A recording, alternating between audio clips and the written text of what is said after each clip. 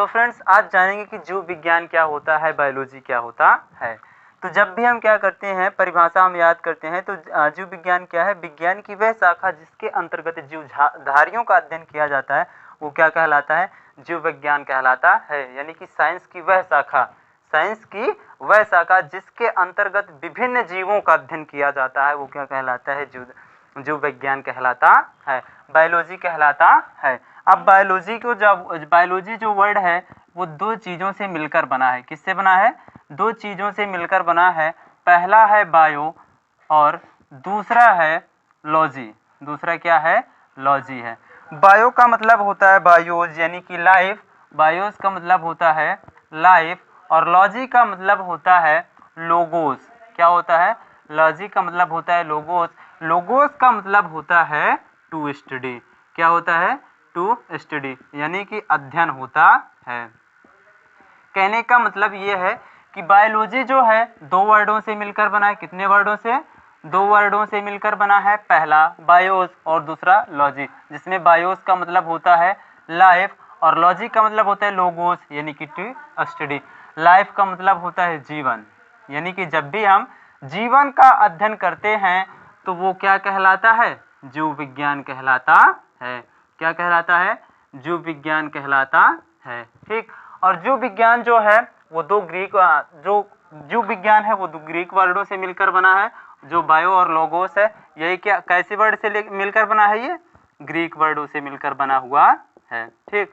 अब आते हैं कि बायोलॉजी को कितने भागों में बांटा गया है, यानी कि क्लासिफिकेशन ऑफ द बायोलॉजी। वर्गीकरण, क्लासिफिकेशन ऑफ द बायोलॉजी, यानी कि जीव विज्ञान का वर्गीकरण।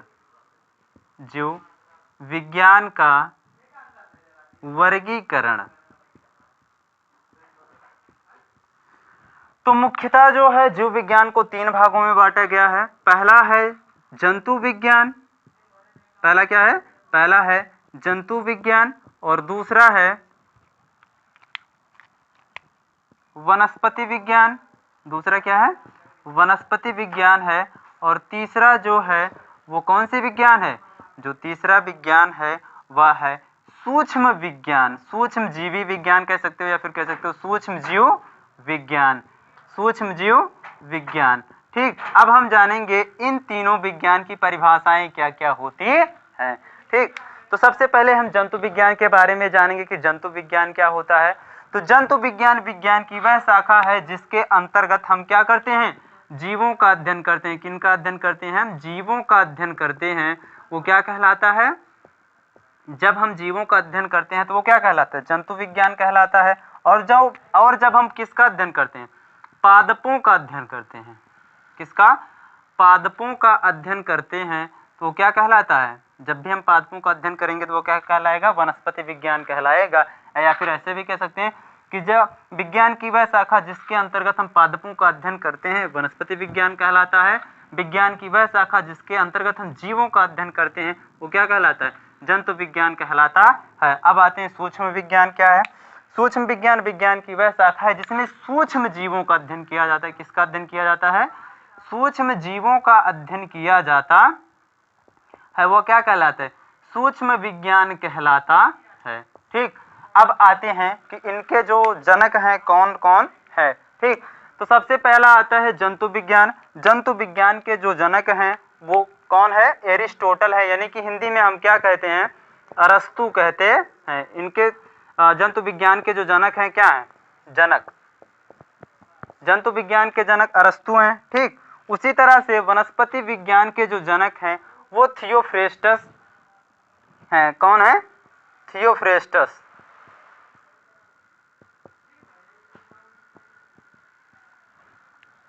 थियोफ्रेस्टस जी हैं। इसके बाद आता है सूक्ष्म विज्ञान। तो सूक्ष्म विज्ञान के जनक कौन है? तो सूक्ष्म विज्ञान के जनक हैं एंटोनिन वान ल्यूवेनहॉक। कौन है? एंटोनिन वान ल्यूवेनहॉक। ठीक। ल्यूवेनहॉक ये क्या है?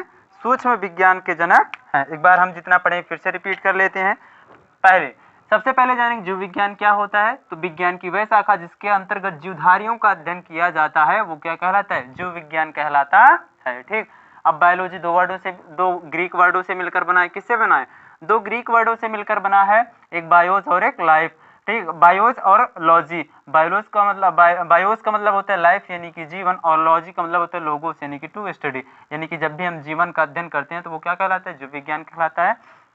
फिर जीव विज्ञान को हम कितने भागों में बांटे हैं, तो जीव विज्ञान को हम दो भागों में, क्या लगभग तीन भागों में बांटे हैं। पहला है जंतु विज्ञान, दूसरा वनस्पति विज्ञान और तीसरा क्या है, सूक्ष्म विज्ञान है। अब आते हैं इनके जनक कौन कौन है। जंतु विज्ञान के जनक जो हैं, ठीक, कौन है, अरस्तु जी हैं, और वनस्पति विज्ञान के जनक जो हैं थियोफ्रेस्टस जी हैं, और सूक्ष्म विज्ञान के जनक कौन है, एंटोनिन वान ल्यूवेनहॉक जी है। अब बात आती है कि ये जो जीव विज्ञान शब्द है, क्या है, जीव विज्ञान जो शब्द है इसका प्रतिपादन सबसे पहले किसने किया था। तो जीव विज्ञान शब्द का जो प्रतिपादन है सबसे पहले जो है किसने किया था, लैमार्क एवं ट्रेवीरेनस ने किया था। किसने किया था, लैमार्क एवं ट्रेवीरेनस। लैमार्क एवं ट्रेवीरेनस नामक साइंटिस्ट ने क्या किया था, जीव विज्ञान शब्द का सबसे पहले प्रयोग किया था। इन्होंने प्रतिपादन किया कि जीव विज्ञान जो है सबसे पहले किसने प्रयोग किया, लैमार्क एवं ट्रेवीरेनस नामक साइंटिस्ट ने जीव विज्ञान का प्रयोग किया। तो जंतु विज्ञान के जनक अरस्तु हो गए, लेकिन इनको इंग्लिश में क्या लिखा जाता है, इनको लिखा जाता है इंग्लिश में एरिस्टोटल। क्या लिखा जाता है, एरिस्टोटल, यानी कि इंग्लिश में आता है कि द फादर ऑफ जियोलॉजी। क्या आता है, द फादर ऑफ जियोलॉजी, तो उसे इंग्लिश में लिखेंगे एरिस्टोटल और हिंदी में लिखते हैं अरस्तु। ये एक ही चीज है, बस इंग्लिश में लिखा जाता है एरिस्टोटल। तो वनस्पति विज्ञान के जनक थियोफ्रेस्टस हो गए और सूक्ष्म विज्ञान के जनक हो गए एंटोनिन वान ल्यूवेनहॉक। चौथे नंबर पर आता है कि जीव विज्ञान के जनक कौन है। यदि जंतु विज्ञान के जनक अरस्तु हैं, वनस्पति विज्ञान के जनक जो है थियोफ्रेस्टस हैं, सूक्ष्म विज्ञान के जनक एंटोनिन वान ल्यूवेनहॉक है, तो जीव विज्ञान के जनक कौन है, तो भैया जीव विज्ञान के जो जनक हैं वो कौन है, अरस्तु जी हैं। कौन है, अरस्तु जी हैं। कौन है, अरस्तु जी हैं। ठीक, अब ये बातें होंगी कि जीव विज्ञान के भी जनक अरस्तु हैं और जंतु विज्ञान के भी जनक अरस्तु जी हैं। क्यों, तो दोनों मतलब जीव विज्ञान का जनक जो होता है अरस्तु कहलाते हैं और जंतु विज्ञान का भी जनक अरस्तु कहलाते हैं। तो ये कैसे, मतलब कि दोनों साइंटिस्ट जो होते हैं कैसे, मतलब कि एक ही साइंटिस्ट जंतु विज्ञान का जनक हो सकता है और वनस्पति जीव विज्ञान का और जंतु विज्ञान का जनक हो सकता है। तो चलिए हम जानते हैं। सबसे पहले हम किसके बारे में जानेंगे, अरस्तु के बारे में जानेंगे। किसके बारे में, अरस्तु।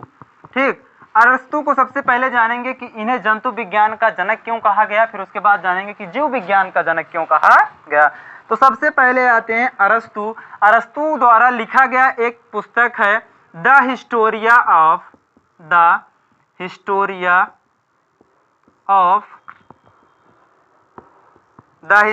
Of animalia. The historia of animalia. ठीक, तो इनके द्वारा जो पुस्तक लिखी गई थी अरस्तु जी द्वारा, द हिस्टोरिया ऑफ एनीमिलिया, इन्होंने क्या किया था, अपना एक पुस्तक लिखा था द हिस्टोरिया ऑफ एनीमिलिया, और इन्होंने जो होता है द हिस्टोरिया ऑफ एनीमिलिया में 500 प्लस, कितना, 500 प्लस जीवों का अध्ययन किया था। क्या किया था, इन्होंने 500 प्लस जीवों का अध्ययन किया था। जीवों का अध्ययन किया था यानी कि जंतुओं का अध्ययन किया था, इसीलिए इन्हें जो है क्या कहा जाता है कि आप जो हैं जंतु विज्ञान के जनक कहलाएंगे, या फिर सभी लोग जो हैं जंतु विज्ञान का जो जनक है किनको जानेंगे, अरस्तु जी को जानेंगे। क्यों जानेंगे, क्योंकि इन्होंने अपनी एक पुस्तक लिखी थी द हिस्टोरिया ऑफ एनीमिलिया, और इन्होंने अपनी पुस्तक में 500 प्लस जंतुओं का अध्ययन किया था। इसके बाद आते हैं अरस्तु के बाद कौन आते हैं, थियोफ्रेस्टस आते हैं। ठीक, कौन आते हैं, थियोफ्रेस्टस।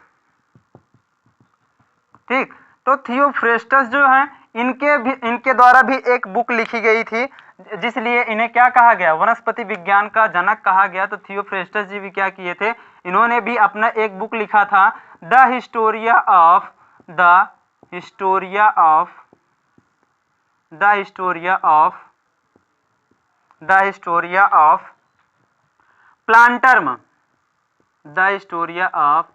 प्लांटर्म। इन्होंने क्या लिखा था, इन्होंने अपनी एक पुस्तक लिखी थी। क्या लिखी थी? The historia of plant term.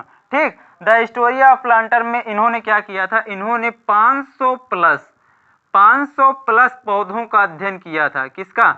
500 plus पौधों कह सकते हो, वनस्पति कह सकते हो। इसलिए जो होता है इन्हें क्या कहा जाता है? वनस्पति विज्ञान का जनक कहा जाता है। इन्होंने क्या किया था? 500 प्लस पौधों का अध्ययन किया था, इसीलिए इन्हें कहा गया कि जो थियोफ्रेस्टस जी हैं वो क्या है? वनस्पति विज्ञान के जनक हैं। अब बातें आती हैं कि जब 500 प्लस जीवों का जंतुओं का अध्ययन किए थे अरस्तु और 500 प्लस पौधों का अध्ययन किए थे थियोफ्रेस्टस, तो क्यों जो होता है अरस्तु को ही कहा गया कि आप जो है जीव विज्ञान के जनक हैं? आप थियोफ्रेस्टस नहीं हो सकते क्या? क्यों? अब लिखे थे दोनों बराबर, 500 प्लस जीवों का अध्ययन अरस्तु भी लिखे थे और 500 प्लस पौधों का अध्ययन कौन लिखे थे? थियोफ्रेस्टस लिखे थे। तो साइंटिस्ट लोगों ने देखा कि 500 प्लस जीवों का अध्ययन देखा और 500 प्लस पौधों का अध्ययन देखा, तो इसमें उन्होंने पाया कि जो जंतुओं का अध्ययन है, क्या है? जो जंतुओं का अध्ययन है,